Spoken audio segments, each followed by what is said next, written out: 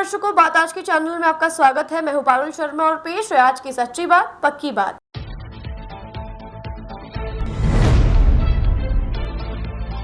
पूर्व यातायात मंत्री यूनुस खान का फूका पुतला, रोडवेज कर्मचारियों ने किया गुस्से का इजहार।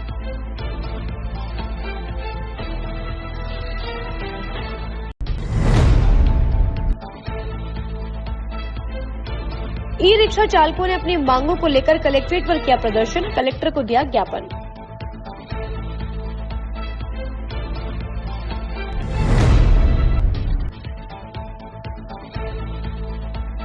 राज्य के जलदाय कर्मचारियों ने काली पट्टी बांधकर निजीकरण का किया विरोध, आंदोलन आक्रामक करने की दी चेतावनी।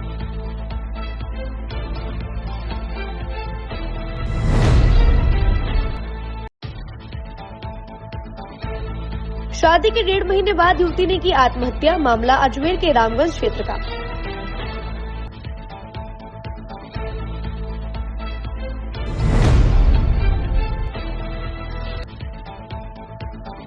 सावन के पहले सोमवार को शिव मंदिरों में भक्तों का लगा तांता, बारिश होने से मौसम हुआ खुशनुमा।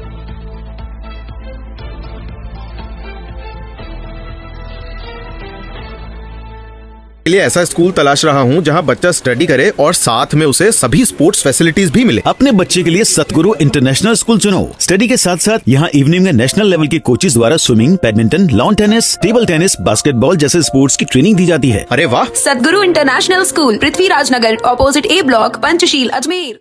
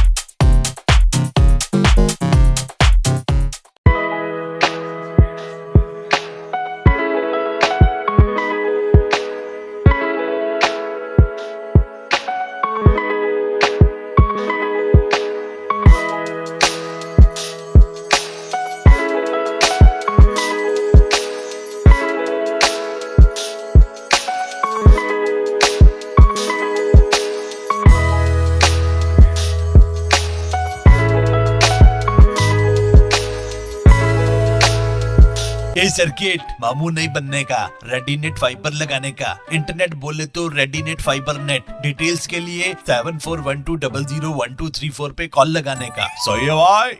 इंटरनेट बोले तो रेडीनेट फाइबर। अब शुरू करते हैं बातों का बेहतरीन सफर। हाल ही में डिडवाना के विधायक यूनुस खान ने विधानसभा में राजस्थान लोक परिवहन सेवा को पुनः परमिट देने के लिए एक प्रस्ताव दिया, जिसको लेकर राजस्थान रोडवेज कर्मचारियों में भारी रोष देखने को मिल रहा है। यूनुस खान द्वारा दिए गए इस प्रस्ताव का विरोध करते हुए आज रोडवेज कर्मचारियों ने माखोपुरा डिपो के बाहर उनका पुतला फूका और उन पर राजस्थान लोक सेवा परिवहन के जरिए खुद को लाभ पहुंचाने का आरोप भी लगाया। बताते चले कि गहलोत सरकार द्वारा राजस्थान लोक परिवहन सेवा को पूर्व में बंद कर दिया गया था।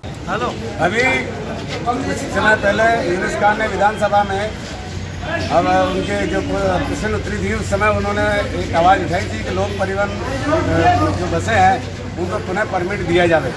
पूर्व की सरकार वसुंधरा सरकार के अंदर यूनुस खान ने यातायात मंत्री रहते हुए वसुंधरा सरकार को गुमराह करते हुए इन्होंने लगभग 1500 राजस्थान परिवहन लोक परिवहन सेवाएं चलाई थी, जिसके अंदर खुद की इनकी 530 बसें थी, जिससे इन्होंने खूब कमाया। अब उसके बाद के अंदर जो दूसरी सरकार आई उसने लोक परिवहन सेवा के परमिट बंद कर दिए। अब ये नई सरकार आई है, जबकि ये भारतीय जनता पार्टी के अंदर इनका कोई पद नहीं है, इनको निष्कासित किया गया है, निर्दलीय जीत के डिडवाना से आए हैं।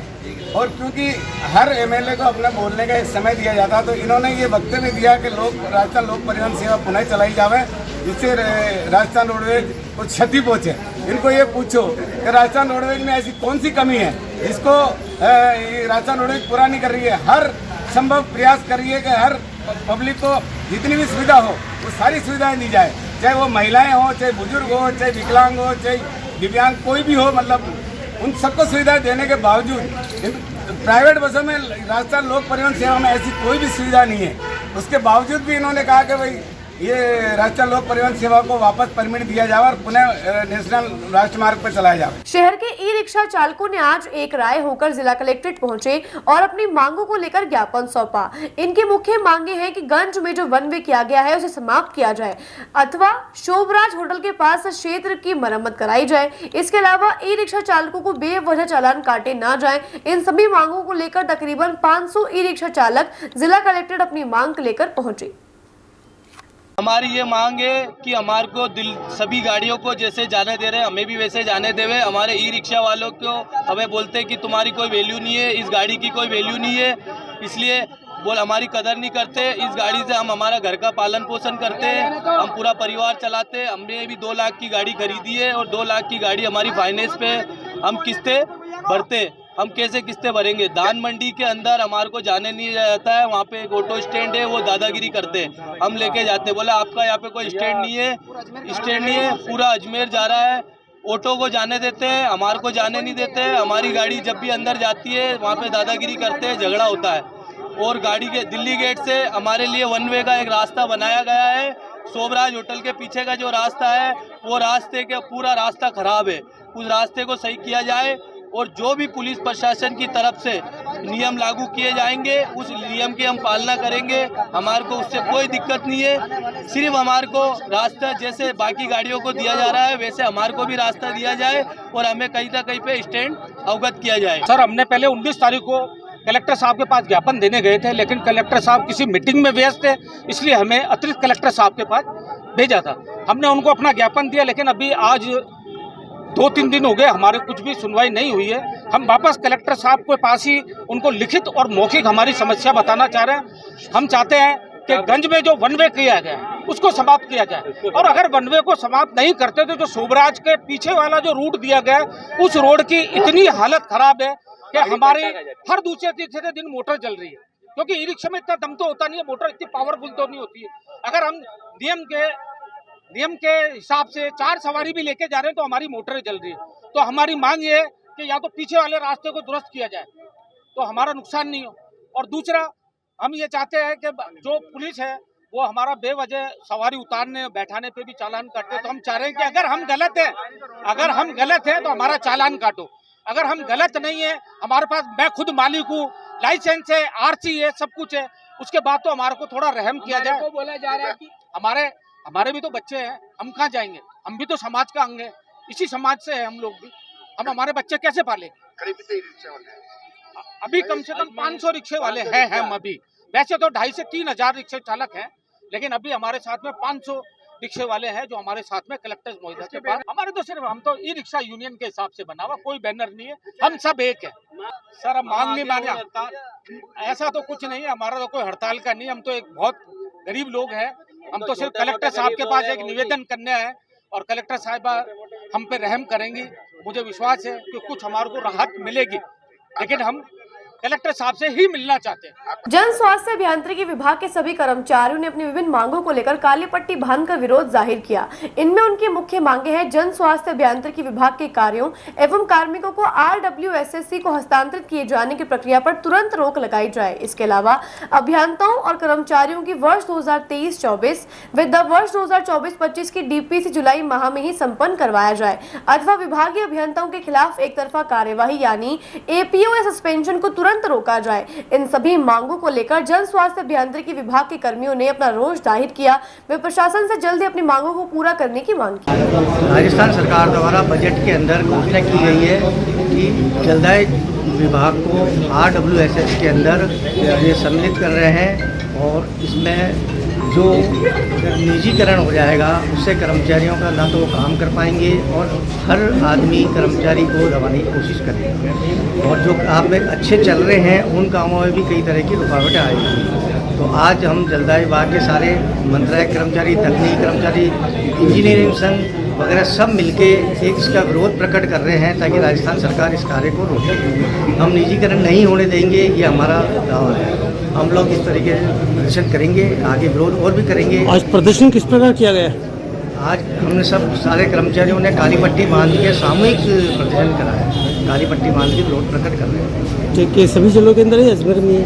नहीं, ये ऑल राजस्थान में सभी जिलों के अंदर किया जा रहा है और प्रदेश स्तर पर ये कार्रवाई चल रही है। जयपुर के अंदर जल भवन के अंदर जयपुर के सारे कर्मचारी और जिलों के हर डिस्ट्रिक्ट के कर्मचारी हर जल भवन पे ये कार्रवाई कर। अगर फिर भी कोई कार्रवाई नहीं हुआ तो आगे क्या करेंगे आप लोग? अगर ये कार्रवाई नहीं हुई तो हम आगे इसका और विरोध करेंगे और आगे से जैसे भी हमारे प्रदेश वालों के संघर्ष समिति बनाई है जिसमें संघर्ष समिति में सारे इंजीनियर, मंत्रालय कर्मचारी, तकनीकी कर्मचारी सभी ही इसे शामिल होके एक वार्ता करेंगे। उसके बाद में हम डिसीजन लेंगे कि हमें आगे क्या करना है। परिचय मेरा जिलाध्यक्ष तकनीकी कर्मचारी संघ महेंद्र स्वरूप माथुर। विवाहिता को मानसिक व शारीरिक रूप से प्रताड़ित कर ससुराल पक्ष द्वारा जहर पिलाकर मारने का मामला सामने आया है। महिला के परिजनों का कहना है कि 5 वर्ष पूर्व मृतिका की शादी सरादना निवासी संजय के साथ हुई थी, जिसका पूरा परिवार मृतिका मीनू से मारपीट करता है, वह मानसिक प्रताड़नाएं देता है, साथ ही दहेज की मांग भी करता था, जिसमें उनकी ननद, सास, जेठ व उसका पति शामिल था। पूर्व में भी उन लोगों ने उनकी बेटी को जिंदा जलाकर मारने की धमकी दी थी, जिसके बाद जहर देकर जान से मारकर मौत के घाट उतार दिया गया। वहीं परिजनों का कहना है कि इसकी शिकायत पुलिस थाने में कर चुके हैं, पर पुलिस की कार्यवाही से असंतुष्ट होकर आज उन्होंने जिला अधीक्षक महोदय को ज्ञापन सौंपकर मांग की है कि उनकी बहन के हत्यारों को जल्द से जल्द कड़ी सजा हो। क्या मामला है? सर, आज से मतलब 5 साल पहले मेरी बहन को बबलू और संजू नदी सेकंड में उसको पढ़ाया था, मतलब शादी करवाई थी और शादी करवाने के बाद में कुछ दिनों बाद में ये मेरे बहन के साथ में मीनू उसके साथ में मारपीट करने लगे और दहेज के बारे में अंदर उसको मतलब उसकी ननद जेठ का नाम है नौरत, उसकी ननद का नाम है गुड्डी और उसकी सास का नाम मीरा देवी और इसका पति का नाम मतलब इसका पति का नाम है बबलू उर्फ संजू। इन्होंने मैं आए दिन मतलब मेरी बहन को परेशान करते थे और उसकी जिटानी भी है सर, उसको वो भी मतलब परेशान करती थी सोना, और आए दिन मेरे बहन को परेशान करते थे और पहले भी 4 साल पहले भी मेरी बहन को जला के मारने की कोशिश करी थी। उसके सास, ननद, उसके जेठ और उसके पति ने भी मतलब हाथ पकड़ के उसको और मुँह में कपड़ा घुसेट के और फिर बाद में चिल्लाई ने, इसलिए चूल्हे में चिमटा गर्म करके और उसको जलाया था। उसकी मतलब उसकी भी मतलब सर क्या हुआ और अभी भी सर उन्होंने मतलब इसको दहेज के चक्कर में मतलब दहेज के चक्कर में उसको आए दिन परेशान करने लग गए और मेरी बहन को भी मतलब आए दिन उसका जेठ दारू पी के आए दिन परेशान करता है और उसकी ननद भी परेशान करती है। और 17 तारीख को शाम को भी मतलब इन्होंने पहले शाम के टाइम 4-5 बजे करीबन उसको मारपीट करी, उसके जेठ ने दारू पी के और उसकी ननद और उसके साथ ने भी मतलब मारपीट करने की कोशिश करी। मारपीट करके उसके पति को मतलब मेरे पावने को फ़ोन करके बुलाया कि ऐसे ऐसे मतलब बच्चों को मार रही है। और बच्चे को मारने के फिर आते ही मतलब हम भी चले गए वहाँ पे। उसके पावने ने फ़ोन किया कि तुम जाके देखो, और हम भी गए। तो हमारे आते ही मतलब हमारे सामने उसके हमारे जाते खड़े होते ही उसका जेठ हमसे भी मतलब लड़ाई झगड़े करने लग गया, और हमारी भी मतलब मारपीट करने लग गया, और उसकी ननद भी गाली गलौज करने लगी उसका जेठ। और हम जैसे अंदर गए तो मेरे साथ में, और मैं जैसे अंदर गया उसका पति भी आके मेरा पावना भी मेरे बहन के साथ में मतलब मारपीट करी हमारे सामने भी, हमने छुड़ाया। और फिर बाद में मतलब रात के टाइम 4 साल के बच्चों को हम लेकर आ गए, और पहले भी मतलब 4 साल के बच्चों को रात के 11:30 बजे 12 बजे करीबन मेरी बहन को इन्होंने उसके जेठ, ननद, सास और उसके जीटानी और इसके पति ने मतलब उसको जो मारपीटाई करी बहुत भयंकर, हमारे सामने भी करी थी, और हमने भी समझाया बुझाया। और उसके बाद में भी इन्होंने मारपीटाई करी, और मेरी बहन को भी मतलब इन्होंने जहर पिलाया। जहर पिलाने के बाद में रात को 11:30 बजे हमें फ़ोन किया कि जहर पी गई है ऐसा करके, और उसको भर्ती करा दिया यहाँ पे लाने के बाद में फिर इन्होंने मतलब आए दिन मतलब हमें भी गेट पास वो बयान। अब क्या चाह रहे हो आप? सर हम उनके सज़ा कराने के लिए मांग कर रहे हैं सर। और पुलिस थाना में गए थे हम, पुलिस थाना में भी हमारे कुछ कार्रवाई करी नहीं, और फिर बाद में हमने एसपी ऑफिस के सामने पेश हुए थे। पेश होने के बाद में कार्रवाई करी और उसका बयान वो किया, और बस मौके पे जाके मुआयना किया सर। आपकी बहन क्या मर गई? अभी मेरी बहन सुबह मतलब वो शांत हो गई है, ख़त्म हो गई है सर। और हमें उनके खिलाफ बिल्कुल कड़ी से कड़ी कार्रवाई की मांग करना चाह रहे हैं, और हमारी बहन को न्याय दिलाने की कृपा करें। आज भगवान शिव को प्रिय सावन के महीने की शुरुआत हुई। ये पवित्र महीना 19 अगस्त को समाप्त होगा। सावन में 72 साल बाद एक दुर्लभ संयोग बनने जा रहा है। इस बार सावन माह की शुरुआत और समापन दोनों ही सोमवार के साथ होंगे। ऐसा दुर्लभ योग 72 वर्ष पहले 27 जुलाई 1953 को बना था। इतना ही नहीं, इस बार श्रावण मास में 5 सोमवार पड़ेंगे। कहते हैं कि सावन के सोमवार व्रत रखना बहुत शुभ है और फलदायी होता है। अविवाहित कन्याएं मनचाहा जीवन साथी और विवाहित महिला अखंड सौभाग्य की प्राप्ति के लिए व्रत रखती हैं। सावन के सोमवार का व्रत करने से पारिवारिक जीवन में खुशहाली आती है और संतान भी सुख प्राप्ति करती है। इसी उपलक्ष्य पर आज शिव महापुराण कथा केसरगंज स्थित चांद बावड़ी मंदिर पर शुरू हुई। साथ ही एक कलश यात्रा भी निकाली गई, जो उसरी गेट से प्रारंभ होकर शहर के विभिन्न मार्गों से निकाली गई। इस तरह से सावन स्टार्ट हो चुका है, और आज सावन का पहला सोमवार है, और सभी महिलाएं सावन में भोलेनाथ को मनाने में लगी रहती हैं। सभी लोग भोलेनाथ को मनाते हैं। उसी प्रकार से एक हमें चांदबावड़ी मंदिर पर ये सौभाग्य प्राप्त हुआ है कि शिव महापुराण दिव्य संगीत में होने जा रही है, जिसकी कि यहाँ से कलश यात्रा निकाली गई है तेजाजी मंदिर से, उसरी गेट से लेकर और चांदबावड़ी केसरगंज जो मंदिर है, काली माता भोलेनाथ का मंदिर है, वहाँ तक ये गई। और साथ ही में 22 जुलाई से 30 जुलाई तक ये प्रतिदिन चलेगी। इसका समय रहेगा 3:30 से 7 बजे तक। तो कथा स्थल जो है वो चांदबावड़ी मंदिर रहेगा केसरगंज में। तो मैं सभी से ये आग्रह करती हूँ कि सावन में ये चंद्रेश्वर महादेव मंदिर है, जो काली माता का मंदिर है, वहाँ चांदबावड़ी केसरगंज आकर इसका आप लोग लाभ उठाएं। सावन में महापुराण होती है, इसका बहुत ही पुण्य मिलता है। तो मैं सभी मातृशक्ति से, मेरे भाइयों से, सभी से कहना चाहती हूँ कि हम सनातनी हैं, हमें इसमें बढ़ चढ़ कर भाग लेना चाहिए, और हमें इस महापुराण जो शिव महापुराण होने जा रही है इसका भी लाभ उठाना चाहिए। इसी के साथ शहर में भोलेनाथ के सभी मंदिरों में भगवान शिव को प्रसन्न करने के लिए भक्तों की भीड़ उमड़ पड़ी। सभी ने शिव जी को प्रसन्न करने के लिए बेलपत्र, दूध, दही, घी, शक्कर अर्पित कर परिवार की खुशहाली की मन्नत मांगी।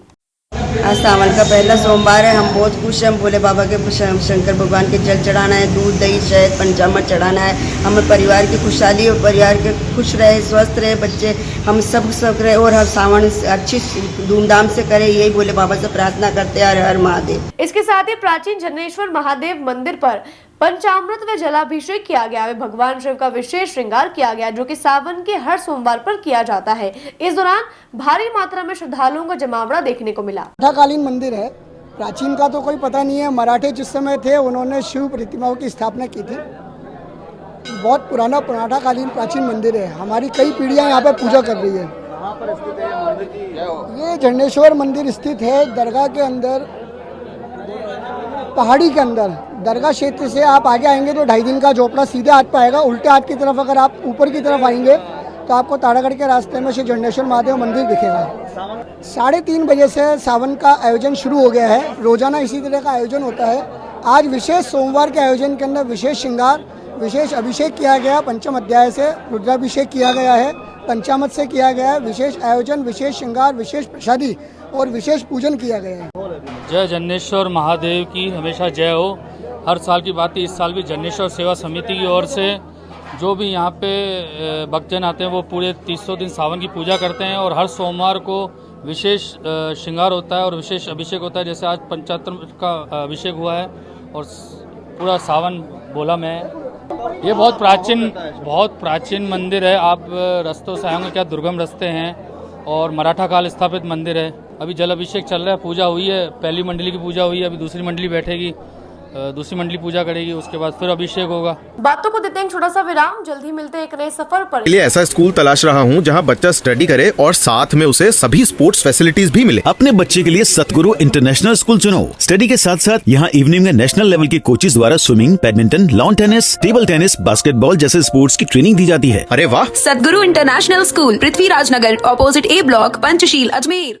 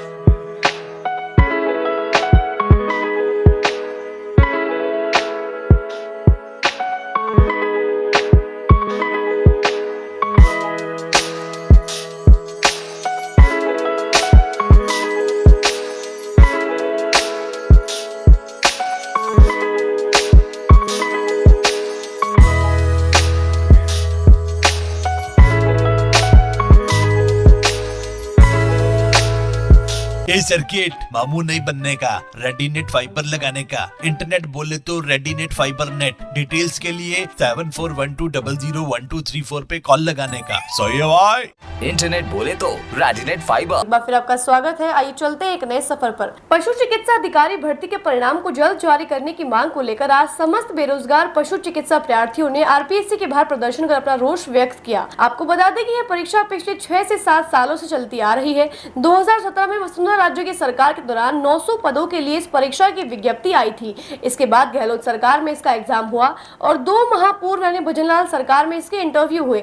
ऐसे में अभ्यर्थियों को पिछले कई वर्षों से काफी परेशानियों का सामना करना पड़ रहा है, जिसको लेकर आज अभ्यर्थियों ने अपना रोष व्यक्त किया।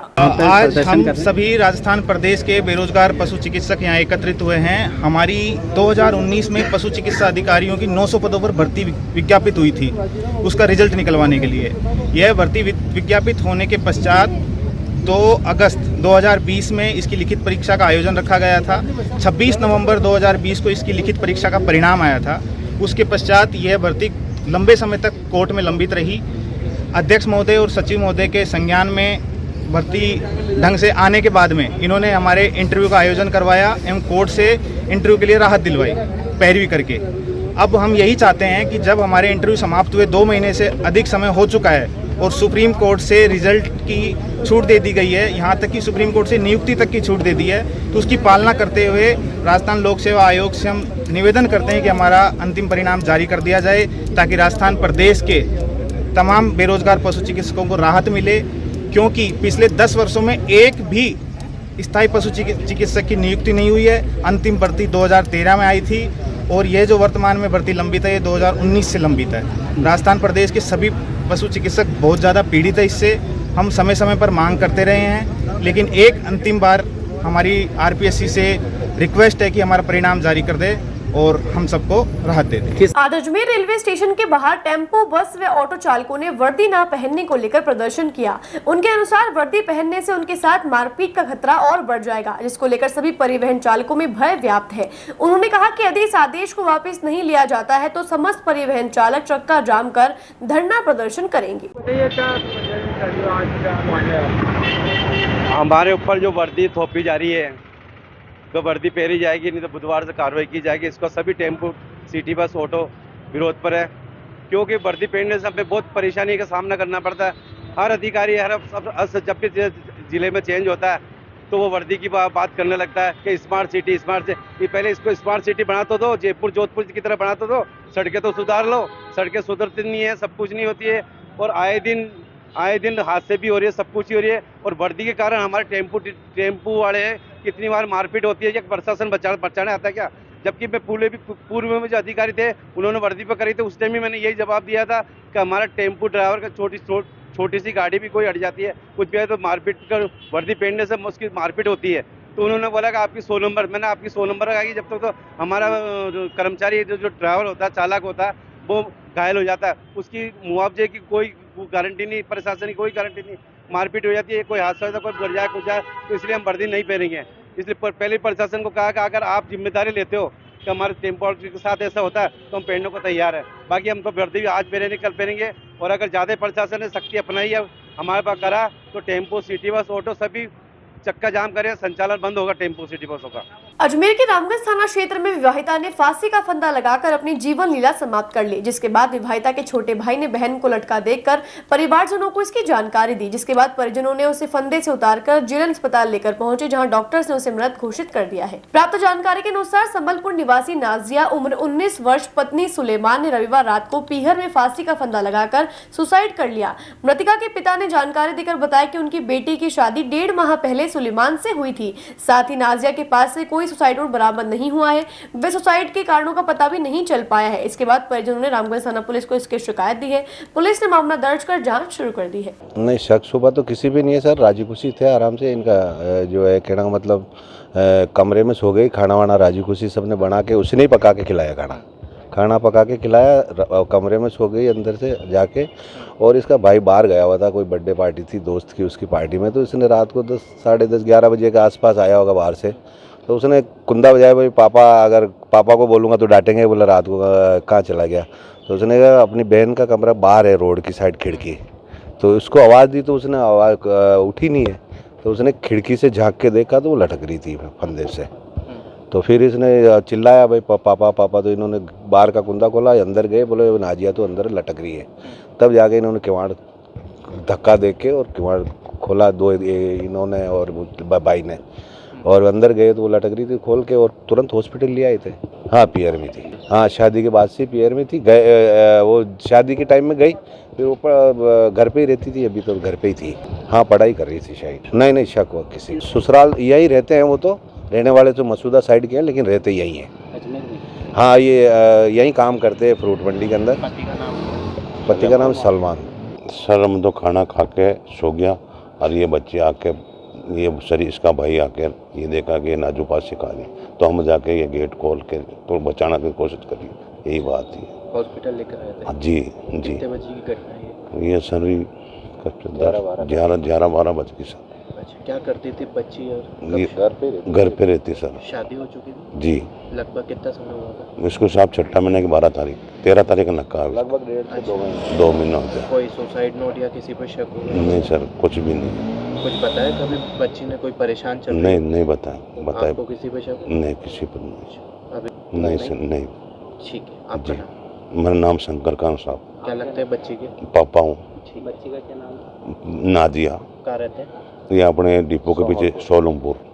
आज सावन के पहले सोमवार को शहर में लगभग 1 घंटा जमकर बारिश हुई। शहर के कई जगह जैसे दरगाह बाजार, नला बाजार, मदार गेट, पड़ाव, सावित्री कॉलेज चौराहे ने एक बार फिर पिछले साल की तरह अजमेर को आईना दिखा दिया। इन क्षेत्रों में सड़कों पर लबालब पानी भर गया, जिसके कारण वाहन चालकों व राहगीरों को काफी परेशानियां उठानी पड़ी। वहीं बरसात के कारण बीते दिनों से पड़ रही भयंकर गर्मी से राहत मिली और मौसम खुशनुमा हो गया। मौसम विभाग के अनुसार शहर में 1 घंटे के अंदर लगभग 43.6 mm बारिश दर्ज की गई है। बातों को देते हैं छोटा सा विराम, जल्द ही मिलते हैं एक नए सफर पर। लिए ऐसा स्कूल तलाश रहा हूँ जहाँ बच्चा स्टडी करे और साथ में उसे सभी स्पोर्ट्स फैसिलिटीज भी मिले। अपने बच्चे के लिए सतगुरु इंटरनेशनल स्कूल चुनो। स्टडी के साथ साथ यहाँ इवनिंग में नेशनल लेवल के कोचेज द्वारा swimming, badminton, lawn tennis, table tennis, basketball जैसे स्पोर्ट्स की ट्रेनिंग दी जाती है। अरे वाह! सतगुरु इंटरनेशनल स्कूल, पृथ्वीराज नगर, ऑपोजिट ए ब्लॉक, पंचशील, अजमेर।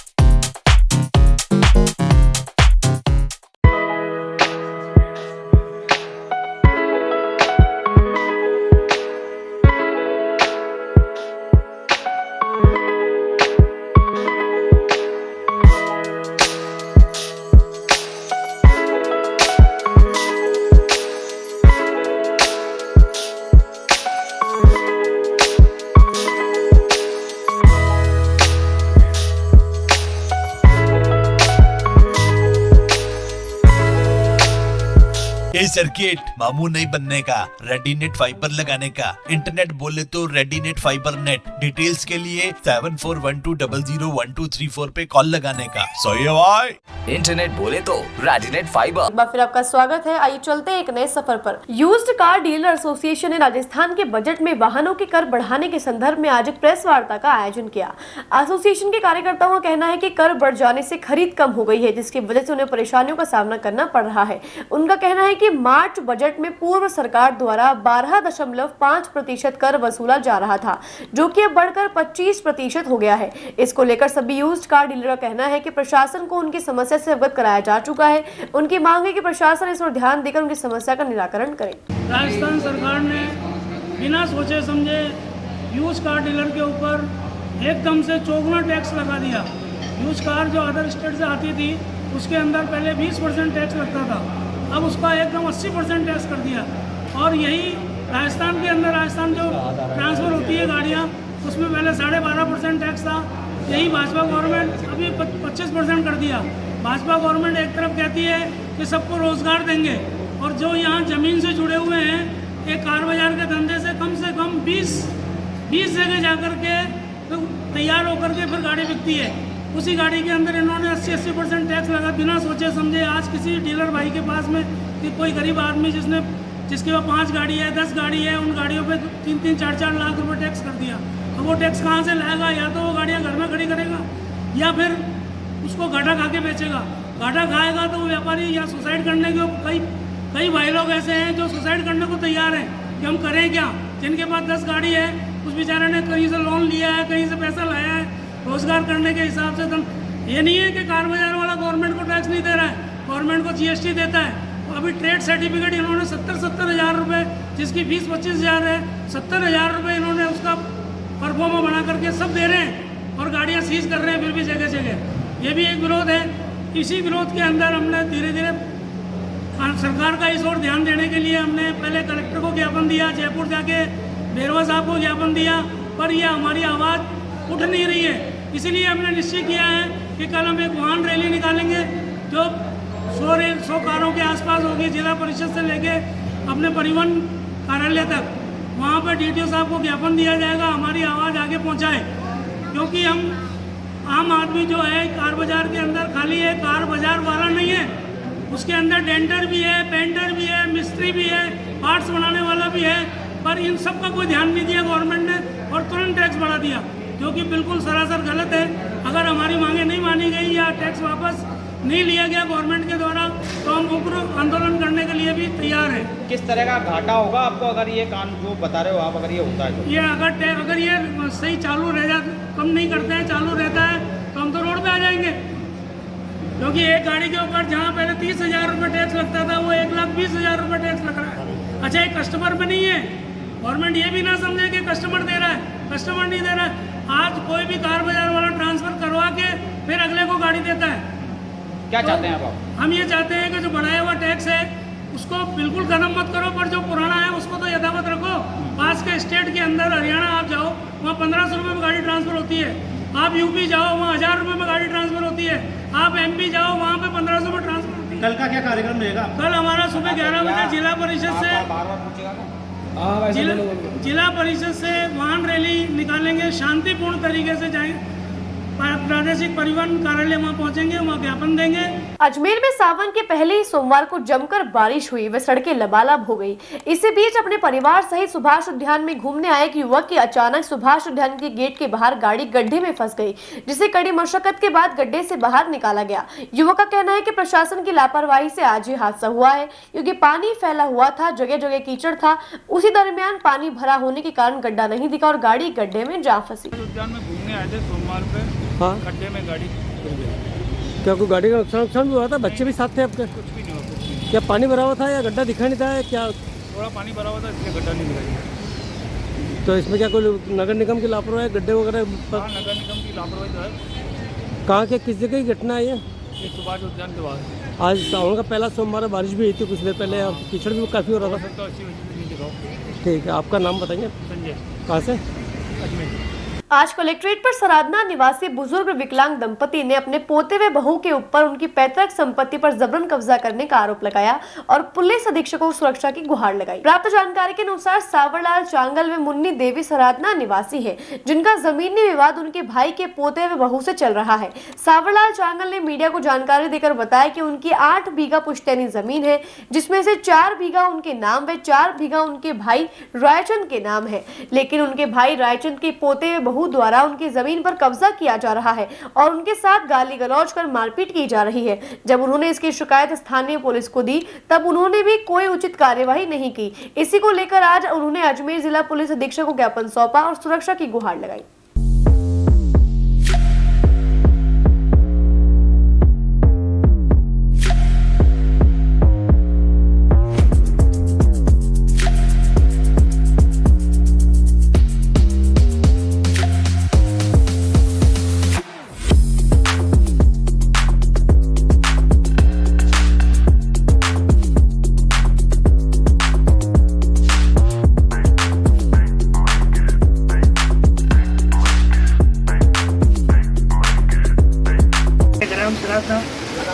का चौक का रहने वाला हूँ। नाम मेरा सावरलाल जाट है। मैं 33 वर्ष उम्र का हूँ। मैं और मेरी पत्नी दोनों ही विकलांग हैं।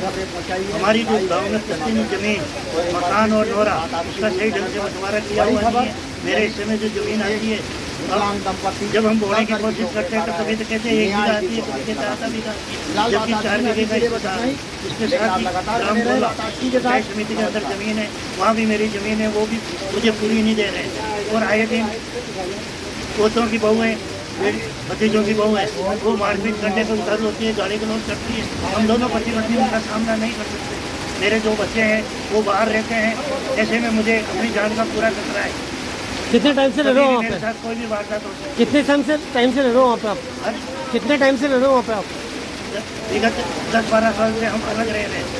क्या कहते हैं वो लोग आपको? वो कहते हैं जमीन नहीं है, जमीन आधा बीघा आती है तेरे हिस्से में, तेरे को पढ़ाया लिखाया, तेरे को नौकरी लगवाया, तेरे को ये किया, ठीक है, ऐसी ऐसी बातें करते हैं। तेरे को स्कूल लेके गए, उस खर्चे के अंदर यानी जो है जमीन नहीं। कितने बेटे हैं आपके? मेरे 2 बच्चे हैं। मुलाकात क्या एसपी साहब ने थाना मामलेवार को किया, बोला उनको बुलाओ और इसका निपटारा करो। आज सावन के पहले सोमवार को हुई बारिश ने अजमेर के प्रसिद्ध सुभाष उद्यान को पानी से लबालब कर दिया। पर्यटकों से प्रवेश शुल्क वसूलने के बाद भी यहाँ पर सुविधाओं का अभाव देखने को मिल रहा है। बारिश के बाद जब पर्यटक अपने बच्चों के साथ पिकनिक मनाने व घूमने के लिए आए तो उन्हें काफी हताश होकर वापस लौटना पड़ा। आप वीडियो में देख सकते हैं कि झूलों के आसपास किस तरह पानी भरा हुआ है। इतना ही नहीं, अंदर कई अव्यवस्थाएं और कुछ झूले भी टूटे हुए मिले, जिसके कारण बच्चों को क्षति पहुंचने की संभावनाएं बनी हुई हैं। ऐसे में जब हमने पर्यटकों से बात की तो उन्होंने अपने आप को ठगा हुआ महसूस करने की बात कही और नगर निगम से जल्द ही इस ओर ध्यान आकर्षित करके पर्यटकों के हित में उचित कार्रवाई करने की मांग रखी। लग तो काफ़ी अच्छा रहा है। हम यहाँ पे घूमने आए हैं। मैं यहाँ सावन के अवसर पे थोड़ा बारिश, अच्छा मौसम भी हो गया था, इस वजह से हम यहाँ पे घूमने आए थे।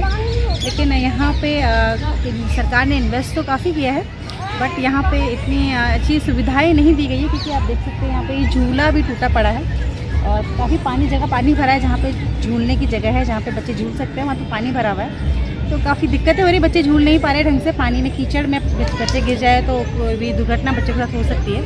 तो ये काफ़ी लापरवाही है। नगर निगम द्वारा काफ़ी लापरवाही की गई है। यहाँ पे आप देख सकते हैं गड्ढे हैं, जगह जगह पानी के गड्ढे, जगह जगह पानी भरा हुआ है, कोई सुविधाएं नहीं है, कोई व्यवस्था नहीं की गई है ढंग की। पैसा खूब लगाया गया है, लेकिन अच्छी सुविधाएँ नहीं दी गई हैं, प्रॉपर सुविधाएँ नहीं दी गई है। जी, घूमने आए हैं बच्चे, काफ़ी घूमने आए हैं। यहाँ पे महिलाएँ भी आई हुई हैं, क्योंकि आज सावन का पहला सोमवार है, तो घूमने, या क्योंकि सुभाष उद्यान काफ़ी पहले से पर्यटक स्थल रहा है यहाँ पे और काफ़ी प्राचीन है, तो यहाँ पे पहले से ही काफ़ी भीड़ आती है। लेकिन अब जबकि थोड़ा और इसे मॉडर्नेट कर दिया गया है, तो उसके बाद भी यहाँ पे लोग आए हैं घूमने। और सावन के बाद, बारिश होने के बाद लोग ज़्यादा घूमने आते हैं।